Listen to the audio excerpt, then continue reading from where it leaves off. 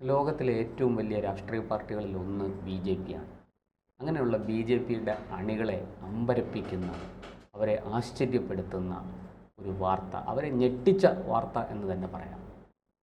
അവരുടെ പ്രിയപ്പെട്ട നേതാവ് അമിത്ഷാ രാഷ്ട്രീയത്തിൽ നിന്ന് വിരമിക്കലിനൊരുങ്ങുന്നു.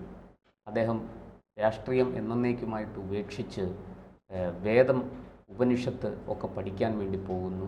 ജൈവ കൃഷി പ്രോത്സാഹിപ്പിച്ച് അതിലേക്ക് നീങ്ങുന്നു. ഇങ്ങനെ ഒരു വാർത്തയാണ് ഇപ്പോൾ പുറത്തു വന്നിരിക്കുന്നത്. എന്താണ് ഈ അമിത്ഷാ ഇത്തരത്തിലൊരു നീക്കം നടത്താൻ കാരണം? രാഷ്ട്രീയ നേതാക്കളുമായി ബന്ധപ്പെട്ട് നോക്കുകയാണെങ്കിൽ അമിത്ഷാ എന്നും വ്യത്യസ്തനാണ്. അദ്ദേഹത്തിൻ്റെ നീക്കങ്ങൾ പലപ്പോഴും പ്രതിപക്ഷ പാർട്ടികൾ പോലും അത്ഭുതത്തോടെ വീക്ഷിക്കുന്നത് കണ്ടിട്ടുണ്ട്, അദ്ദേഹത്തെ പുകഴ്ത്തുന്നത് കണ്ടിട്ടുണ്ട്. കാരണം അദ്ദേഹത്തിൻ്റെ രീതിയായിരുന്നു തെരഞ്ഞെടുപ്പ്, പ്രത്യേകിച്ച് പാർലമെൻ്ററി രാഷ്ട്രീയത്തിൽ എല്ലാ രാഷ്ട്രീയ നിരീക്ഷകർ ഉൾപ്പെടെ പറയുകയാണ് ഈ സ്ഥലത്ത് ബി ജെ പി ജയിക്കില്ല, ബി ജെ പിയുടെ രാഷ്ട്രീയം ഈ സ്ഥലത്ത് മുന്നോട്ട് പോകില്ലെന്ന് പറയുമ്പോൾ അവിടെ വിജയിപ്പിച്ച് കാണിച്ചു കൊടുക്കുന്ന കഴിവാണ് അദ്ദേഹമുള്ളത്.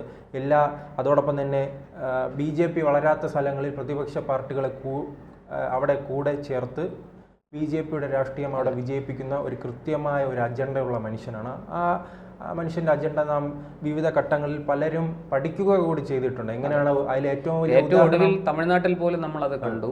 ഈ ഘടകകക്ഷികൾക്ക് വേണ്ടി വിട്ടുവീഴ്ച ചെയ്തുകൊണ്ട് അണ്ണാമലയെ സംസ്ഥാന പ്രസിഡന്റ് സ്ഥാനത്ത് നിന്ന് മാറ്റി നിർത്തിക്കൊണ്ട് അവിടെ തെരഞ്ഞെടുപ്പിന് DMK-ക്കെതിരെ ഒരു മുന്നണി സഖ്യം രൂപീകരിച്ചിരിക്കുകയാണ് അമിത്ഷാ. അത് നാം സംസ്ഥാനങ്ങൾ എടുത്തു നോക്കുകയാണെങ്കിൽ പല സംസ്ഥാനങ്ങളിലും ആ നീക്കങ്ങൾ നാം കണ്ടിട്ടുണ്ട്. അത് പിന്നീട് നാം കണ്ടത് മഹാരാഷ്ട്രയിലായിരുന്നു. മഹാരാഷ്ട്രയുടെ സാഹചര്യം അറിയാലോ. ഒരു കാലത്ത് ശിവസേനയുടെ കയ്യിൽ മാത്രമായിരുന്ന ആ മഹാരാഷ്ട്ര മണ്ണിനെ BJPക്ക് അനുകൂലമായി മാറ്റിയെടുക്കാൻ കഴിഞ്ഞിട്ടുണ്ട്. ഒരു കാലത്ത് BJP വളരുന്നത് കണ്ടപ്പോൾ ശിവസേന വലിയ രീതിയിൽ BJPക്കെതിരെ തിരിയുകയും അപ്പോഴെല്ലാവരും പ്രതീക്ഷിച്ചിരുന്നു ഈ ശിവസേനയ്ക്കെതിരെ രണ്ട് ഹിന്ദു വികാരം ഉണർത്തുന്ന രണ്ട് പാർട്ടികൾ തമ്മിൽ ഇങ്ങനെ പോരടിക്കുമ്പോൾ അവിടെ കോൺഗ്രസ് വരും, അല്ലെങ്കിൽ NCP അധികാരത്തിലേക്ക് വരുമെന്ന് പ്രതീക്ഷിച്ചിരിക്കുമ്പോൾ അത്ഭുതപ്പെടുത്തിക്കൊണ്ട് വീണ്ടും BJP എത്തിക്കുകയാണ്. അതോടൊപ്പം തന്നെ പല ഘട്ടങ്ങളിലും ശിവസേനയെ പിളർത്താനുള്ള കഴിവ് ഈ അമിത്ഷാ കാണിക്കുകയുണ്ടായി. പിന്നീട് രാഷ്ട്രീയ നിരീക്ഷകരെ അത്ഭുതപ്പെടുത്തിയത് വടക്കിഴക്കൻ സംസ്ഥാനങ്ങളാണ്. ഒരു കാലത്ത് കോൺഗ്രസിന്റെ മാത്രം കുത്തകയായിരുന്ന BJP അങ്ങോട്ട് തിരിഞ്ഞു നോക്കുക പോലുമില്ല. കാരണം അവർക്ക് ജയിക്കില്ലെന്ന് പ്രതീക്ഷയുള്ള ഒരു സംസ്ഥാനത്തെ കാശ് പോലും കിട്ടില്ല എന്നുള്ളതായിരുന്നു അവിടുത്തെ അവസ്ഥ.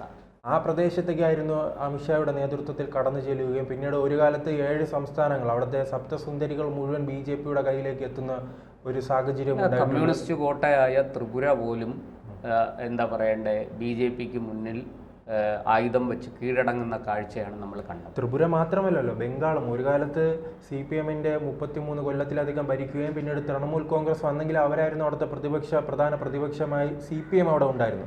പക്ഷേ ഈ തൃണമൂലിന്റെ നേതാവിനെ തന്നെ നന്ദിഗ്രാമിലുള്ള സുഖേന്ദു അധികാരിയെ അവിടെ ഈ മമതാ ബാനർജി വലിയ രീതിയിൽ ആ സമരം നയിച്ചെങ്കിൽ അവിടുത്തെ നേതാവ് പ്രാദേശികമായി ഈ സമരം സിന്ദൂരും നന്ദിഗ്രാമുമാണല്ലോ CPM-ന്റെ നട്ടല് തകർത്തത് ബംഗാളിൽ. ആ രണ്ട് സമരങ്ങളുടെ സൂത്രധാരനും അവിടുത്തെ ജനകീയ മുഖവുമായിരുന്നു സുഖേന്ദു അധികാരി. അദ്ദേഹത്തെ തങ്ങളുടെ പാളയത്തിലേക്ക് കൊണ്ടുവന്ന നിയമസഭാ തെരഞ്ഞെടുപ്പിൽ അദ്ദേഹത്തെ മുന്നിൽ നിർത്തിയായിരുന്നു തെരഞ്ഞെടുപ്പിന് നേരിട്ടത്. പക്ഷെ BJP പ്രതീക്ഷിച്ച പോലെ ഒരു മുന്നേറ്റം ഉണ്ടാക്കാൻ അവിടെ കഴിഞ്ഞിട്ടില്ല. പക്ഷെ അവർ നിരന്തരം പ്രവർത്തിക്കുകയാണ്. അവർക്കറിയാം, അവർ തുടരുകയാണ്, പ്രവർത്തനം തുടരുകയാണ്. കാരണം ഒരു 6-7 സീറ്റിൽ നിന്നാണ് അത് 60-70 മാറിയിരിക്കുന്നത്. ആ 60-70 നിന്നും ഒരു 130-ലധികം 130-140 സീറ്റുകൾ നേടുകയാണെങ്കിൽ സുഖമായി അവിടെ അധികാരത്തിൽ എത്താനുള്ളൊരു സാഹചര്യമുണ്ട്. അത് ജനകീയ മുഖങ്ങളെ ഉണ്ടാക്കിയെടുക്കാൻ തങ്ങളുടെ പാളയത്തിൽ ഇല്ലെങ്കിൽ പുറത്തുനിന്ന് എത്തിക്കാനുള്ളൊരു കഴിവ് അത് അമിത്ഷായുടെ നയമാണ്, അമിത്ഷായുടെ തന്ത്രമാണ്. അത് ഇതിൻ്റെ എല്ലാം പരീക്ഷണം ഗുജറാത്തിൽ നിന്നായിരുന്നു. കാരണം ഗുജറാത്തിലെ തെരഞ്ഞെടുപ്പുകളിൽ അല്ലെങ്കിൽ നിയമസഭാ തെരഞ്ഞെടുപ്പുകളിൽ 2ാം സ്ഥാനം എത്തിയ മണ്ഡലങ്ങൾ കേന്ദ്രീകരിച്ചാണ് അന്ന് അമിത്ഷായും നരേന്ദ്രമോദിയും പ്രവർത്തിച്ചിരുന്നത്. ഇപ്പോൾ ഒരു സ്ഥലത്ത് MLA ഉണ്ട്, മറിച്ച് 2ാം സ്ഥാനമുള്ള സ്ഥലങ്ങൾ കണ്ടുപിടിക്കുക, അല്ലെങ്കിൽ അവിടെ 2ാം സ്ഥാനത്തെത്തിയ കോൺഗ്രസ് നേതാക്കളെ തങ്ങളുടെ പാളയത്തിലേക്ക് എത്തിക്കുക, അതിനുശേഷം നിരന്തരം പ്രവർത്തനത്തിലൂടെ ഈ 2ാം സ്ഥാനത്തെ 1ാമതെത്തിക്കുക. അതായിരുന്നു അന്ന് ഗുജറാത്തിലെല്ലാം BJP നരേന്ദ്രമോദിയും നടപ്പിലാക്കിയ തന്ത്രങ്ങൾ. അത് തന്നെയായിരുന്നു ഈ കേരളത്തിൽ ഉൾപ്പെടെ ഉണ്ടായിരുന്നത്. കാരണം ഈ 2024 തെരഞ്ഞെടുപ്പിന് മുൻപ് വലിയ രീതിയിൽ 2024-19 കാരണം ഒരു ചർച്ചയുണ്ടായിരുന്നു. BJP 2ാം സ്ഥാനത്തെത്തിയ മണ്ഡലങ്ങളിൽ A+ മണ്ഡലമായി കരുതി വലിയ രീതിയിലുള്ള പ്രവർത്തനവുമായി മുന്നോട്ട് പോകുമെന്ന്. അല്ലെ അന്നൊരു 140 മണ്ഡലങ്ങൾ എന്തോ ആയിരുന്നു ഈ തെരഞ്ഞെടുപ്പ് കാലത്ത് അവർ 2ാം സ്ഥാനമായി കരുതിയിരുന്നത്. ആ 2ാം സ്ഥാനം കരുതിയിരുന്ന മണ്ഡലങ്ങളിലാണ് അത് കൃത്യമായി വിജയിച്ചത്. ഒഡീഷയും മറ്റ് ചില സംസ്ഥാനങ്ങളിൽ കൃത്യമായി വിജയിക്കുകയും ചെയ്തിട്ടുണ്ട്. കാരണം 2ാം സ്ഥാനം ഉണ്ടായിരുന്ന ഈ ജില്ലകൾ കേന്ദ്രീകരിച്ച് മണ്ഡലങ്ങൾ കേന്ദ്രീകരിച്ച് പ്രവർത്തനം കാഴ്ചവെക്കുകയും പിന്നീട് 1ാം സ്ഥാനം എത്തുകയും ചെയ്തിട്ടുണ്ട്. ആ രീതിയിലാണ് ഇതെല്ലാം ഇദ്ദേഹത്തിന്റെ രാഷ്ട്രീയത്തിന്റെ കുറിച്ച് പഠിക്കുകയാണെങ്കിൽ നാം ഓരോ സംസ്ഥാനങ്ങളിൽ തന്നെ പഠിക്കാൻ അധികമുണ്ട്. ഇപ്പോൾ ഉത്തർപ്രദേശ് ആയാലും ഉത്തർപ്രദേശ് എന്ന് പറയുമ്പോൾ അദ്ദേഹം ആദ്യമായി ദേശീയ രാഷ്ട്രീയത്തിലേക്ക് വരികയാണ്. ഗുജറാത്ത് കേന്ദ്രീകരിച്ച് മാത്രം പ്രവർത്തിച്ചിരുന്ന ഒരു മനുഷ്യൻ 2013-12 കാലഘട്ടത്തിൽ ഉത്തർപ്രദേശിലേക്ക് വരുമ്പോൾ പലരും ചോദിക്കുകയാണ് ഇതാരാണ് അമിത്ഷാ എന്ന ചോദ്യം ഉന്നയിക്കുകയും പിന്നീട് മുഴുവനും ഉയർന്ന ഒരു ചോദ്യമാണ് ഈ അമിത്ഷാ ആരാണ്. കാരണം അദ്ദേഹത്തെ ആയിരുന്നു അന്ന് ജനറൽ സെക്രട്ടറിയായി തെരഞ്ഞെടുക്കുകയും പിന്നീട് ഈ ഉത്തർപ്രദേശിലെ ചുമതല നൽകുകയും ചെയ്തു. അപ്പോഴേക്കും എല്ലാവരും അത്ഭുതം. ഈ 80-ലധികം സീറ്റുള്ളത് ഈ നരേന്ദ്രമോദി ആ കാലത്ത് വലിയ രീതിയിൽ ഉയർന്നു വരുന്നുണ്ട്. പ്രധാനമന്ത്രി സ്ഥാനാർത്ഥി, അടുത്ത പ്രധാനമന്ത്രി അദ്ദേഹം വരുമെന്ന് പറയുമ്പോഴും പലരുടെയും ചോദ്യം ഉത്തർപ്രദേശിൽ BJP ഇല്ലല്ലോ, BJPക്ക് 10-13 സീറ്റുകൾ മാത്രം അല്ലെ 20-ൽ താഴെ സീറ്റുകൾ മാത്രമുള്ള ഒരു പാർട്ടിക്ക് എങ്ങനെ അവിടെ വലിയ രീതിയിൽ മുന്നേറ്റം ഉണ്ടാക്കാൻ കഴിയും? ആ സംസ്ഥാനത്തിൽ മുന്നേറ്റം ഉണ്ടാക്കിയാൽ മാത്രമേ ഇന്ത്യ പിടിക്കാൻ കഴിയുകയുള്ളൂ. അങ്ങനെ ഇരിക്കെ ഒരു എക്സ്പീരിയൻസ് ഇല്ലാത്ത, അനുഭവ പരിചയമില്ലാത്ത അമിത്ഷായെ ഈ ഉത്തർപ്രദേശിൽ എത്തിച്ച് എന്ത് ചെയ്യാൻ കഴിയുമെന്ന് ചോദ്യം ഉണ്ടായിട്ടുണ്ട്. അദ്ദേഹം വിജയത്തിലൂടെയാണ് മറുപടി നൽകിയിരിക്കുന്നത്.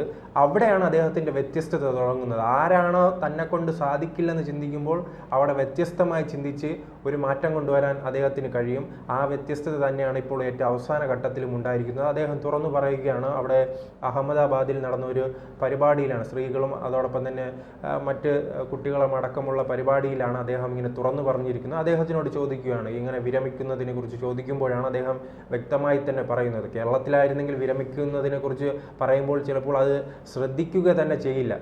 ഈ കേരളത്തിലെ നേതാക്കൾ ഒരു 70-ലും 80-ലാണ് പച്ച പിടിക്കുന്നത് നാം കണ്ടിട്ടുള്ളത്. അത് VS അച്യുതാനന്ദൻ അടക്കമുള്ള നേതാക്കളുടെ കരിയർ പരിശോധിച്ചാൽ 80 വയസ്സിന് ശേഷമാണ് VS മുഖ്യമന്ത്രി ആയത് കേരളത്തിന്റെ. കാരണം അങ്ങനെ ഒരു സാഹചര്യമാണ് കേരളം. അങ്ങനെ നാം സാക്ഷരതയിൽ മുന്നിലാണ്, വിദ്യാഭ്യാസപരമായി മുന്നിലാണ്, സാമ്പത്തികപരമായി മുന്നിലാണെന്ന് പറയുമ്പോൾ എല്ലാ കാലത്തും യുവാക്കൾക്ക്, സ്ത്രീകൾക്കും കേരളത്തിൽ വലിയ പരിഗണന ലഭിക്കാറില്ല.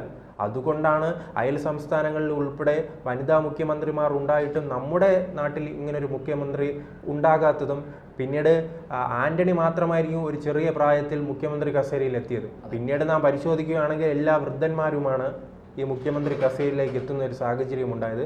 മറിച്ച് നാം മറ്റുള്ള സംസ്ഥാനങ്ങൾ പരിശോധിച്ച് നോക്കൂ.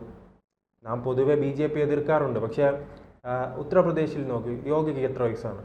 50 വയസ്സേ ഉള്ളൂ. പിന്നീട് ഫട്നാവിസ്, മഹാരാഷ്ട്ര. അങ്ങനെ ഓരോ സംസ്ഥാനങ്ങൾ ആസാം, ഹിമന്ത ബിശ്വാസ്. ഇപ്പോൾ ഭരണമില്ലെങ്കിൽ കൂടി തമിഴ്നാട്ടിലെ നേതാവ് അണ്ണാമലൈ വളരെ ചെറുപ്പമാണ്.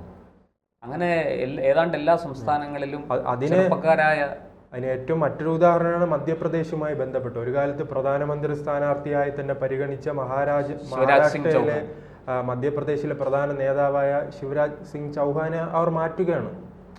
എന്നിട്ട് അതിനേക്കാൾ കൊണ്ടുവരികയാണ്. അങ്ങനെ കൃത്യമായി തന്നെയാണ് രാജസ്ഥാനിലും സമാനമായിട്ട് തന്നെ സംഭവിച്ചു. ആ രീതിയിലാണ് എന്തായാലും പോകുന്നത്. ഛത്തീസ്ഗഡിലും അത് തന്നെ നടന്നു.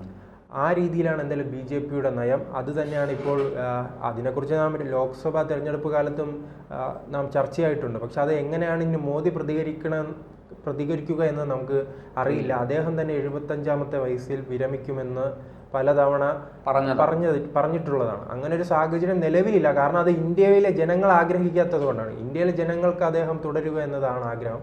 പക്ഷേ അവർ വ്യക്തിപരമായ അമിത്ഷായും നരേന്ദ്രമോദിയും എന്താണ് ലക്ഷ്യമിടുന്നതെന്ന് അറിയില്ല. പക്ഷേ ഈ BJP പ്രവർത്തകരെ, ഈ അമിത്ഷാ ആരാധകരെ ആശങ്കപ്പെടുത്തുന്ന ഒരു കാര്യമാണ് അദ്ദേഹത്തിൻ്റെ ഭാഗത്തു നിന്നുണ്ടായിരിക്കുന്നത്. അദ്ദേഹം പറയുന്നത് വിരമിച്ച ശേഷം വേദപഠനവും അതോടൊപ്പം തന്നെ ഉപനിഷത്തുകളുമായി മുന്നോട്ട് പോകുക, അതിനെക്കുറിച്ച് കൂടുതൽ അറിവ് നേടണമെന്നാണ് തൻ്റെ ലക്ഷ്യമെന്നും അതോടൊപ്പം തന്നെ ഈ ജൈവ കൃഷി അടക്കമുള്ള കൃഷിയുമായി മുന്നോട്ട് പോകുമെന്നും അദ്ദേഹം വളരെ വ്യക്തമായി തന്നെ പറഞ്ഞിരിക്കുന്നു. കേരളത്തിൽ എത്ര നേതാക്കൾക്ക് ഇങ്ങനെ പറയാൻ കഴിയും?